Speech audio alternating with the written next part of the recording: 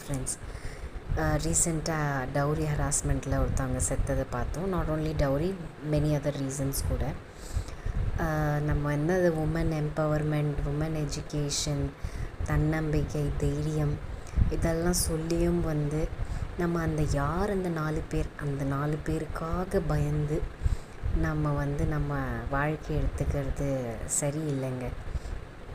நம்மளுக்கு எப்போவுமே படிப்பு இருக்கோ பணம் இருக்கோ இதெல்லாம் இம்பார்ட்டண்ட் இல்லை. ஒரு லேடிக்கு ஃபஸ்ட்டு மேஜர் திங் வந்து தைரியம்.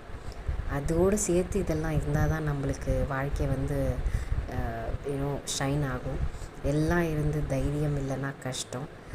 நம்ம வந்து இப்போ அவங்க நிலைமையிலேருந்து நம்ம பேசக்கூடாது.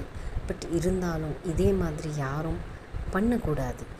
நம்மளுக்கு வந்து வாழ்க்கையில் எவ்வளோ மனக்கசப்பு வரும், அது ரொம்ப ஒர்ஸ்ட்டாக இருக்கும். கரெக்டு, நிறைய விஷயங்களை வந்து சொல்ல முடியாது நிறைய பேர்கிட்ட.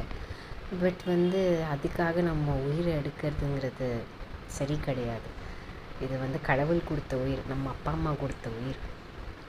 அது நம்ம செத்ததுனால நம்ம அப்பா அம்மா சந்தோஷமாக இருக்க போகிறதில்ல. அவங்க வேணால் அந்த சம்மந்தி வீட்டு வேணால் சந்தோஷமாக இருப்பாங்களே தவிர நம்ம அப்பா அம்மா வந்து காலம் முழுக்க வந்து அழுதுகிட்டு தான் இருப்பாங்க. எந்த ஒரு குழந்தையும் இந்த மாதிரி ஒரு முடிவை வந்து எடுக்கவே கூடாது. நம்ம சின்ன வயசுலேருந்தே பொண்ணுங்களுக்கோ பையன்களுக்கோ சொல்லி வளர்க்கணும்.